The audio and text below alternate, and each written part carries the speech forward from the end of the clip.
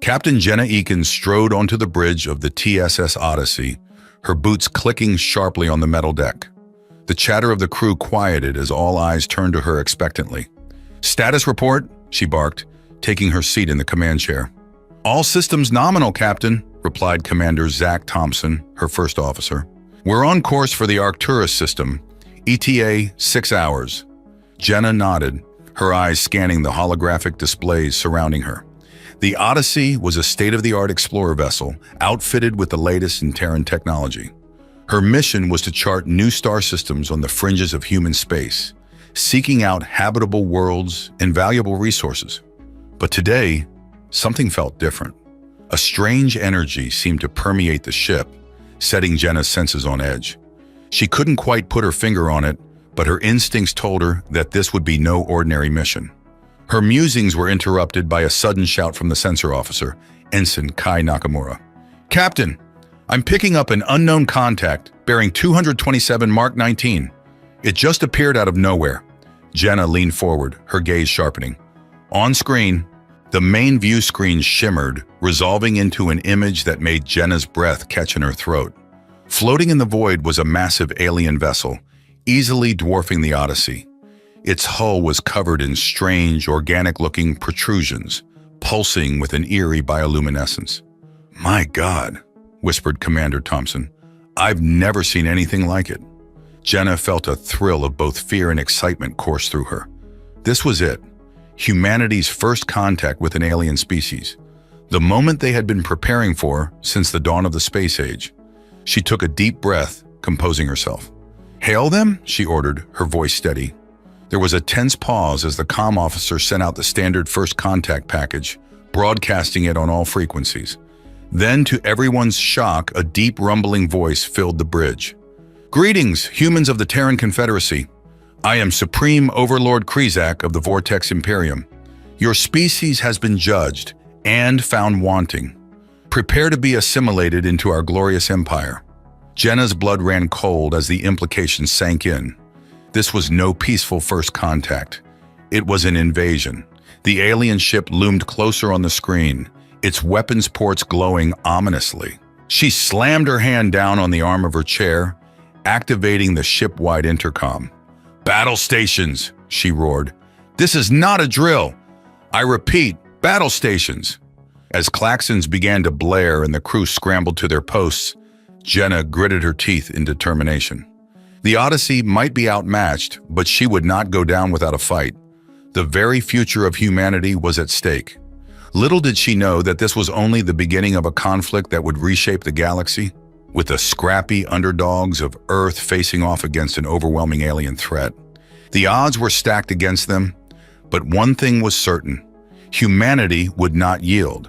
They would fight to their last breath, united as one against the invaders.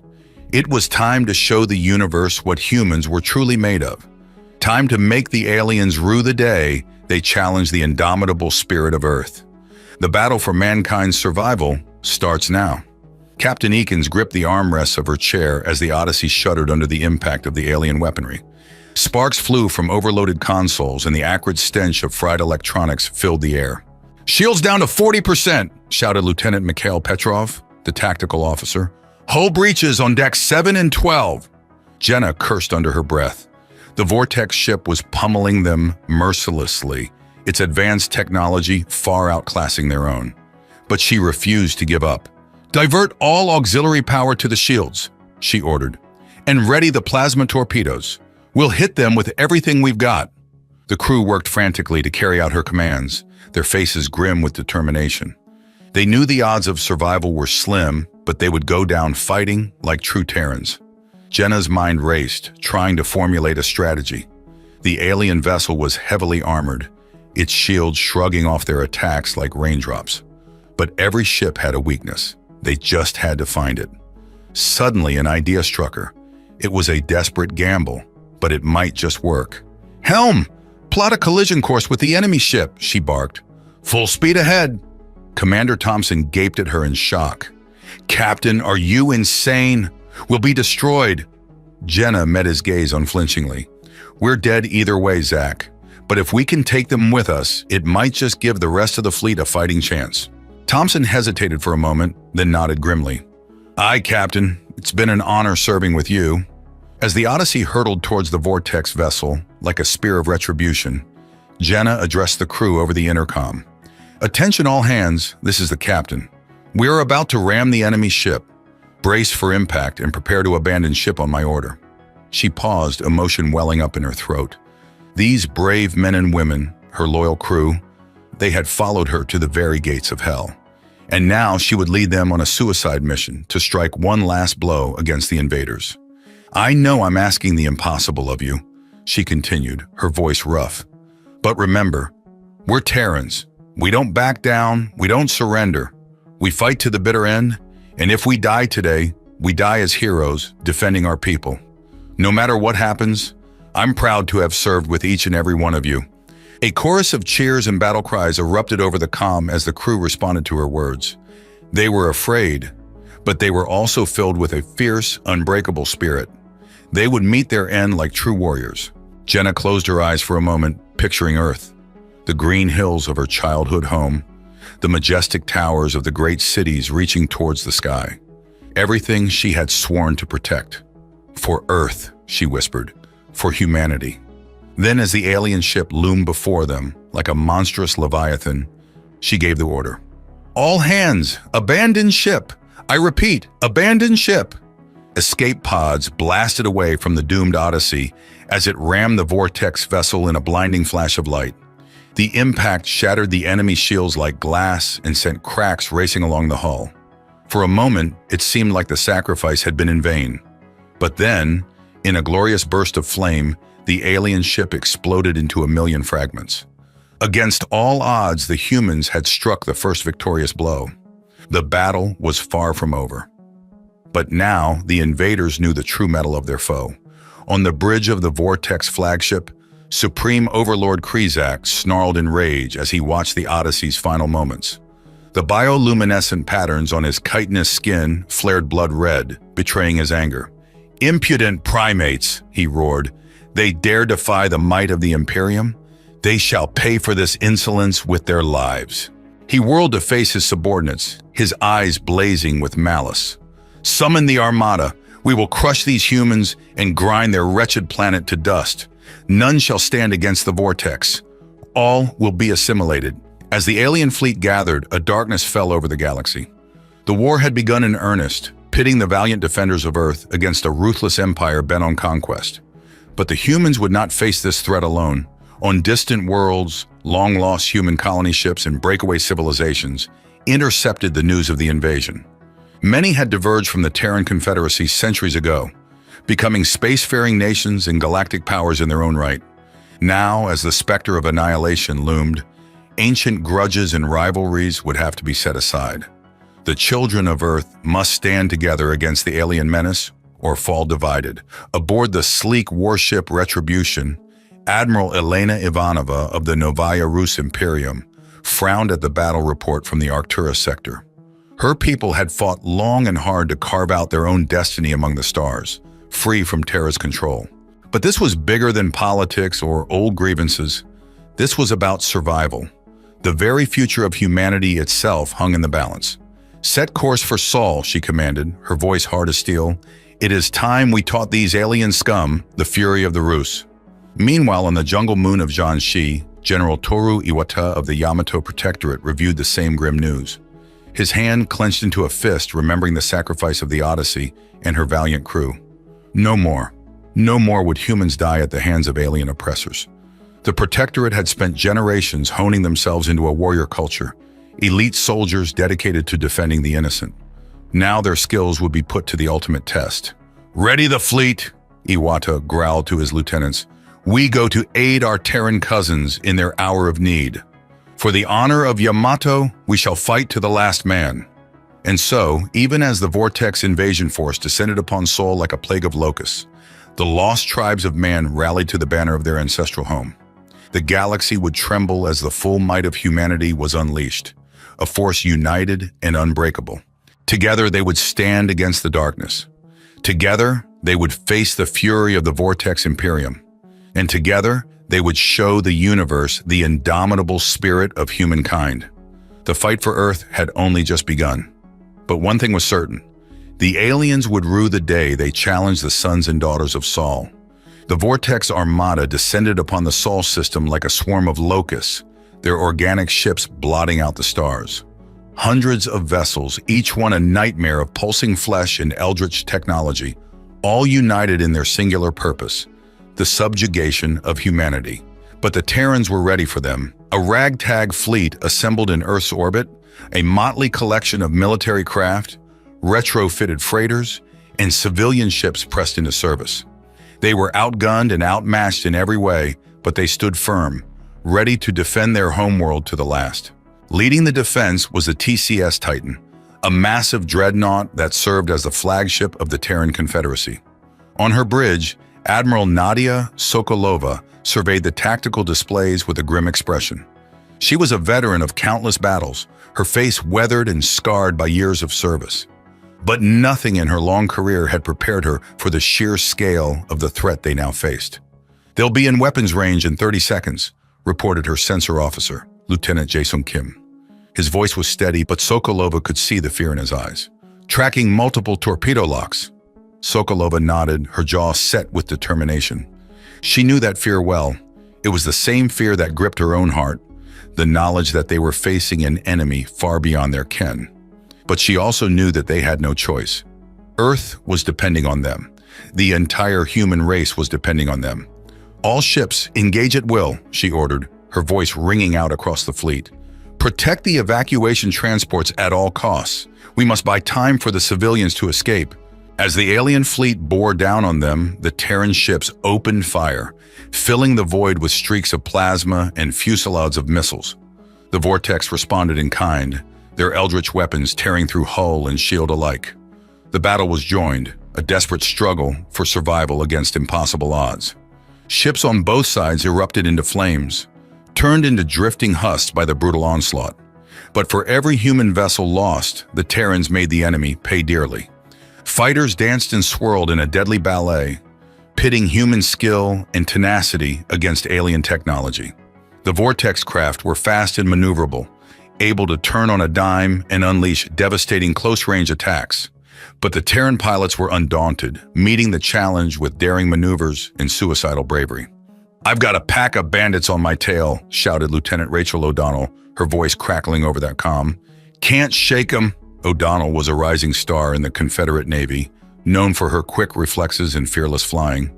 But even she was hard-pressed to evade the eldritch fighters swarming around her like angry wasps. "Hold on, Rach," responded her wingman, Lieutenant Akira Sato. "I'm coming!" Sato hurled his fighter into a dizzying spiral, pushing the craft to its limits as he wove through the chaos of the battlefield. His heart pounded in his chest, adrenaline surging through his veins. This was what he had trained for, what he had dedicated his life to, the defense of Earth, no matter the cost. With a burst of cannon fire, he shredded the Vortex ships, harassing O'Donnell into molten fragments. The alien craft exploded in gouts of ichor and shattered chitin, their twisted forms spinning away into the void. "Splash 4!" Sato whooped in triumph, his voice filled with fierce joy. "You're clear, Rach." But the victories were short-lived. For every alien fighter destroyed, a dozen more took its place, an unending tide of chitin and malice. On the bridge of the Titan, Sokolova gripped the arm of her command chair as the dreadnought shuddered under the impact of enemy fire. The Vortex ships were concentrating their attacks on the Terran flagship, determined to take out the heart of the human resistance. "Shields failing," warned Lieutenant Commander Mikhail Petrov, the tactical officer. His face was pale, his eyes wide with horror as he watched the readings on his display. "Hull integrity at critical levels." Sokolova's eyes blazed with defiance. She would not let the Titan fall, not while a single breath remained in her body. This ship was more than just a vessel of war. It was a symbol of human resilience, a beacon of hope in the darkness. As long as the Titan stood, Earth stood. "Divert all power to weapons," she commanded, her voice hard as steel. "Target their flagship. We'll show these bastards what happens when you mess with Terrans." The Titan's guns roared to life, unleashing a storm of destruction upon the Vortex command ship. Explosions blossomed along its hideous carapace as the human dreadnought poured fire into its hull. The alien vessel shuddered and reeled, its eldritch shields flickering under the onslaught. But even as it took damage, the Vortex flagship fought back with savage fury. Eldritch energies lashed out from its pulsing surface, ripping into the Titan's armor with terrifying ease. Consoles exploded on the bridge, showering the crew with sparks and shrapnel. The stench of burning meat and melting plastic filled the air. Sokolova gritted her teeth against the pain, feeling blood trickling down her face from a jagged cut on her forehead. Around her, the bridge was a scene of chaos and destruction, the once pristine command center reduced to a smoldering ruin. But even as the Titan buckled under the assault, the rest of the Vortex fleet surged forward, sensing weakness. They fell upon the battered Terran craft like wolves upon wounded prey, their eldritch weapons tearing through hull and shield with horrifying ease. One by one, the human ships succumbed to the relentless assault, consumed by flames or torn apart by the eldritch weaponry of the aliens. The Titan fought to the bitter end, her guns blazing defiantly even as the enemy swarmed over her like ravenous insects. In her final moments, Admiral Sokolova stood tall and unbowed on the bridge, facing down the onrushing horde with a snarl of pure, unbridled hatred. She knew that this was the end, that there would be no escape, but she was determined to make the bastards pay for every inch of human blood they spilled. "You may take our lives," she growled into the comm, broadcasting to the entire fleet. Her voice was rough with pain and exhaustion, but it rang out like a clarion call across the void. "But you'll never take our freedom. We are Terran, and we will fight to the last. Give them hell, boys and girls. Make them pay for every inch." With a final battle cry, the Titan disappeared into a blinding flash of light as her reactor went critical, taking dozens of Vortex ships with her into oblivion. The explosion ripped through the heart of the alien armada, scattering their formation and buying precious time for the beleaguered human fleet. Across the Sol system, the remnants of the Terran forces fought on with desperate fury, selling their lives dearly to cover the evacuation of Earth. Millions of civilians fled in a ragtag collection of ships, watching in horror as their homeworld burned behind them. The once verdant globe was now a seething cauldron of fire and death, its cities reduced to ash and its oceans boiling under the onslaught of the Vortex weapons. But even as the Terrans reeled from the devastating blow, new allies arrived to join the fray.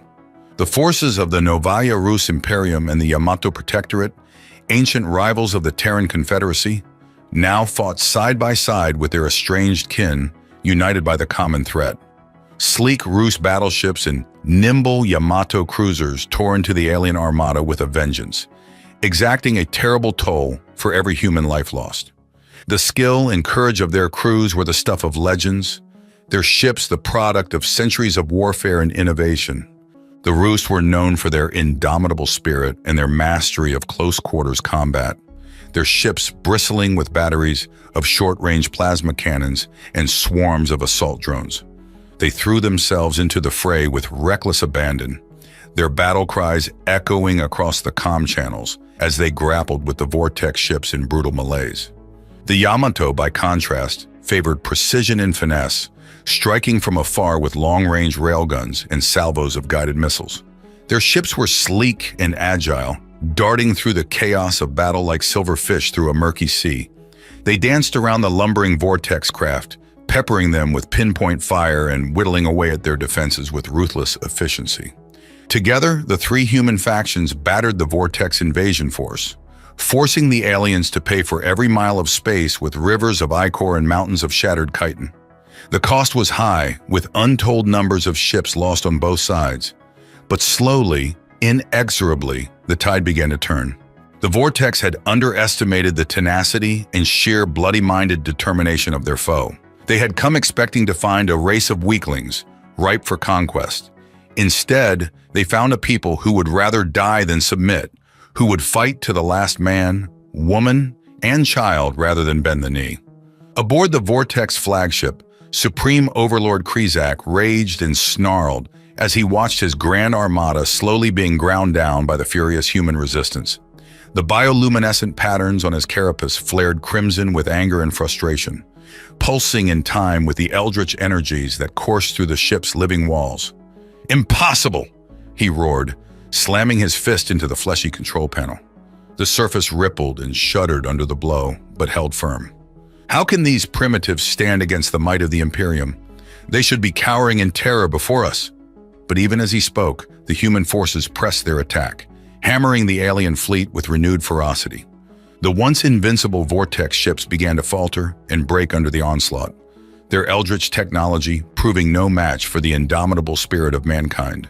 In the end, it was not superior numbers or advanced weaponry that decided the battle, but raw, unwavering courage and the unbreakable bonds of unity.